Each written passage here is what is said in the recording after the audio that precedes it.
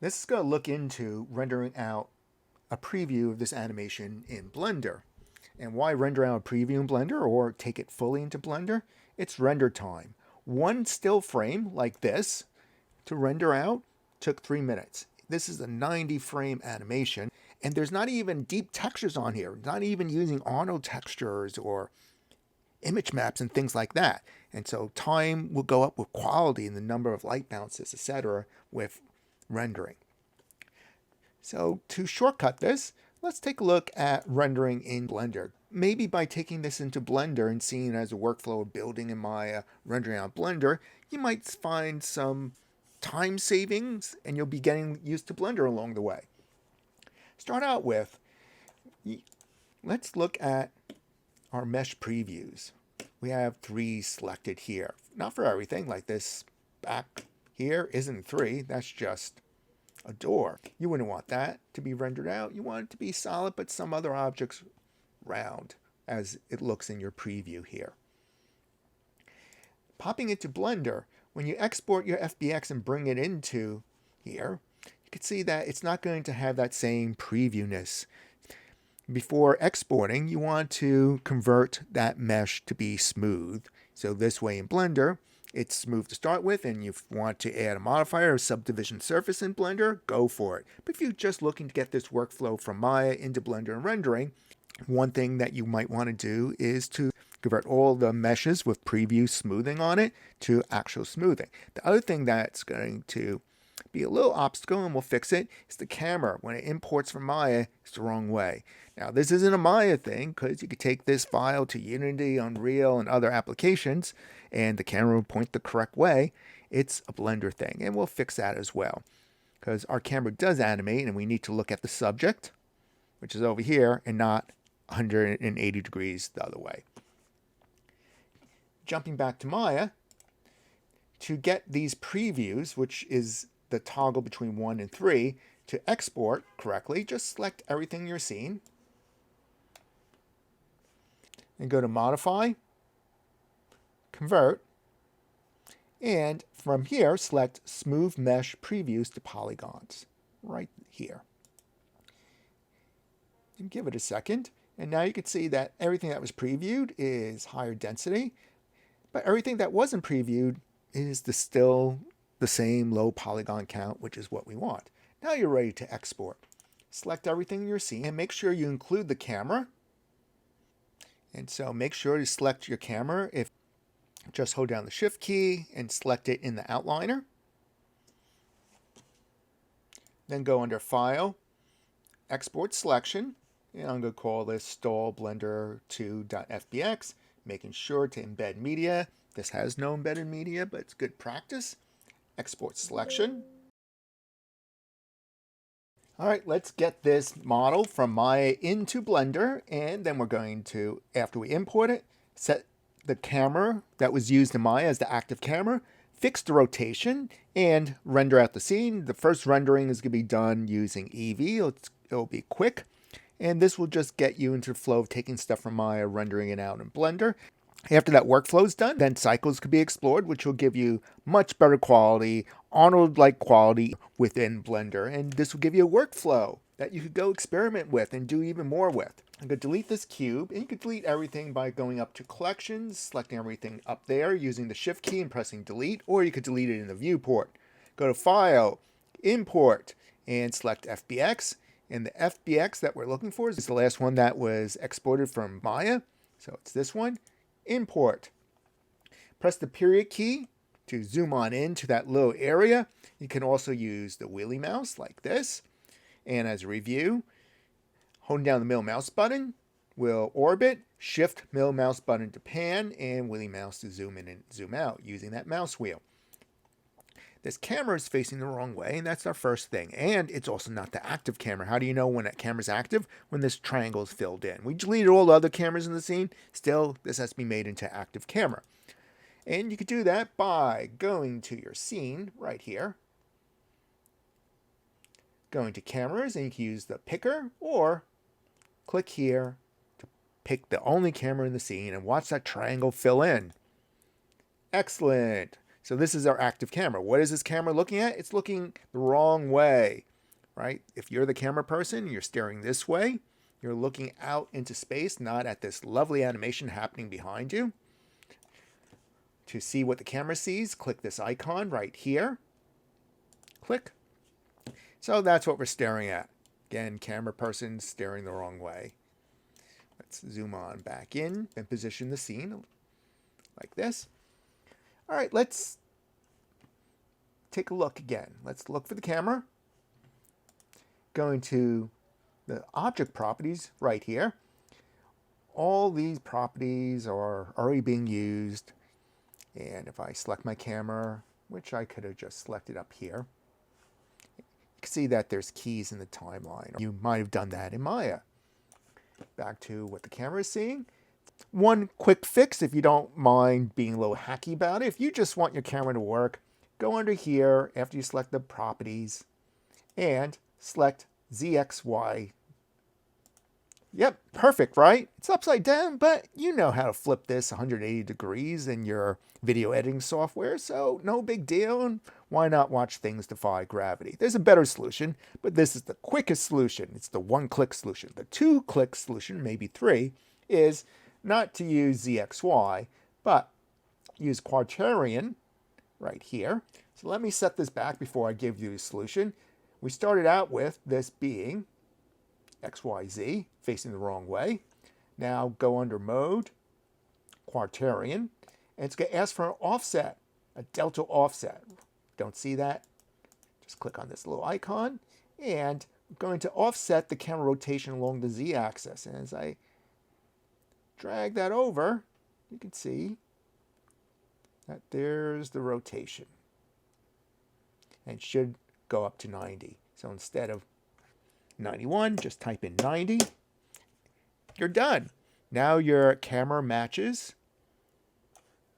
what is done in Maya. Great. So the next part is rendering. Clicking this icon, Render Properties, Eevee is probably the default that you have unless you've been playing with your defaults in Blender. We'll look into cycles later in a different video, and that's going to give you much more impressive rendering. We'll select Eevee.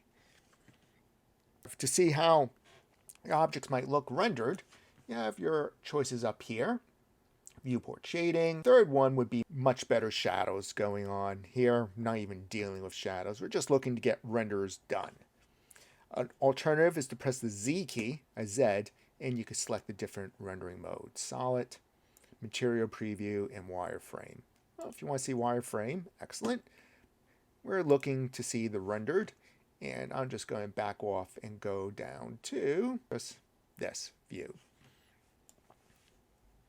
All right, time to render. Clicking this icon, Output Properties,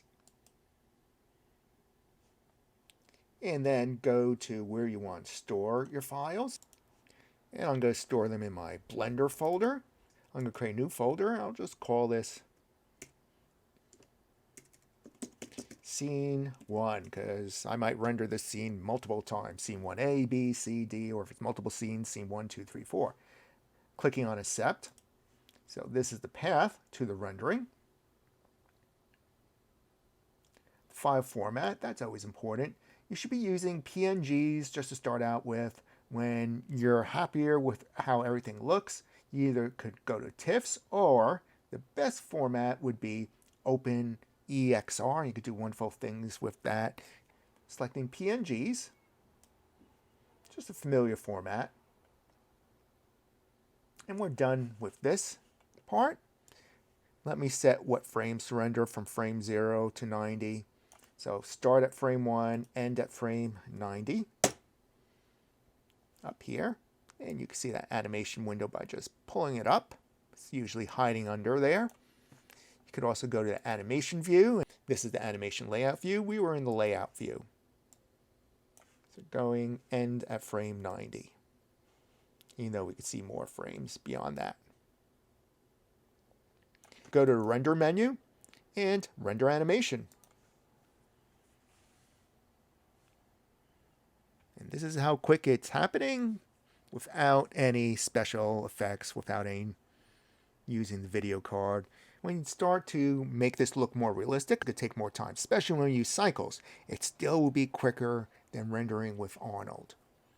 And here, you just want a preview of your animation. Did you get the motion right? Is the camera correct? And when we bring shadows into this, are the shadows kind of looking correct as well? All right, that's all done. Next part is to bring all this together in After Effects, render out MP4. This is the quick start getting from Maya into here. You can see the real biggest thing we had to do is rotate that darn camera. And you can look back a few moments in the video to see how to do that. Pretty easy once you understand what to look for. To complete all this, let's bring in all those images, file import, and this is After Effects. Premiere will act the same way in other video applications as well. And mine was placed in scene 1, though I think I see it right outside scene 1, so I forgot to select that folder. No big deal. Let me just move everything in there right now to be neat about it. In my scene 1 folder, I'm going to select the first image, and it's going to be a PNG sequence. So you only have to select the first one and click on import. In After Effects, to make the composition the same size as the imported footage, just drag it to this icon. Then you're done. Hit the spacebar to play.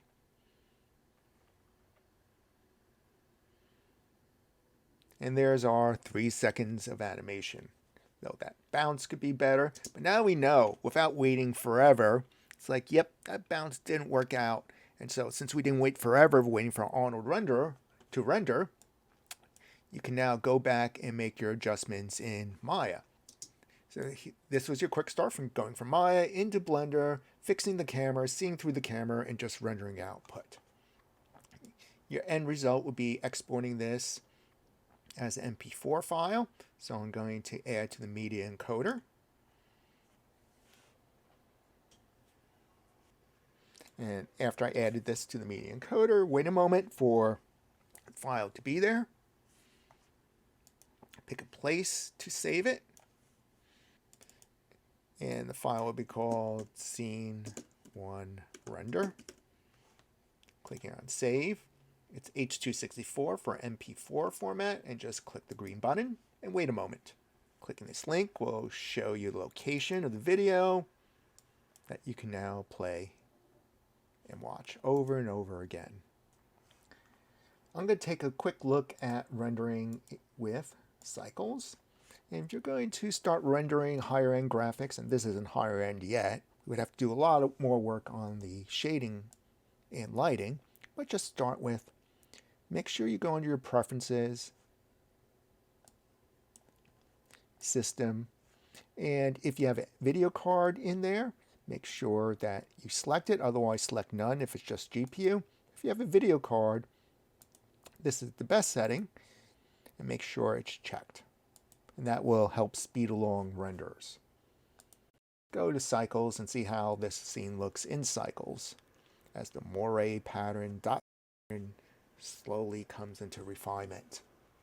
I'm going to switch my number of samples down to 100 for rendering, and the viewport, maybe I'll go down to 16.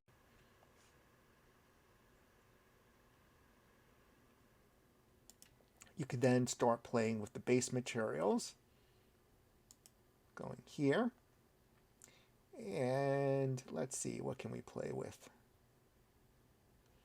Making it less rough. And I'll do the same thing for the base color of the seats. So we switch to cycles. Play with the material just ever so slightly. And I'll do the same for the counter. Means the surface won't look dull. And I'm going to apply denoise when rendering. This way I'll get a better image. And you can have fun, continue adding less roughness to all the objects in the scene. This is just a quick demo. Maybe the cup would be a nice one to add to it. Going back to the material, pulling down the roughness.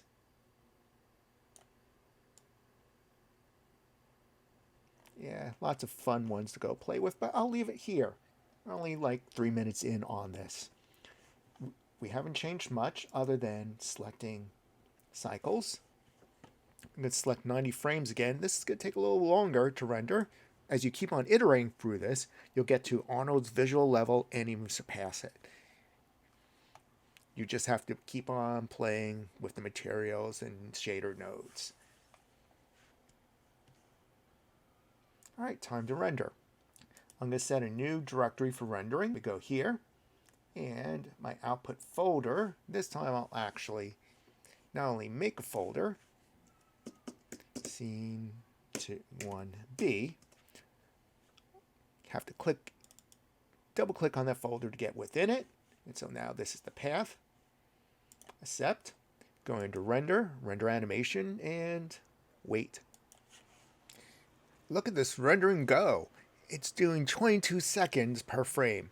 When rendering the same exact scene without any special textures in Maya using Arnold's renderer, it was taking 3 minutes. This will be done in a half hour, which totally beats taking 270 minutes at 3 minutes per frame in Arnold for the same looking type of preview.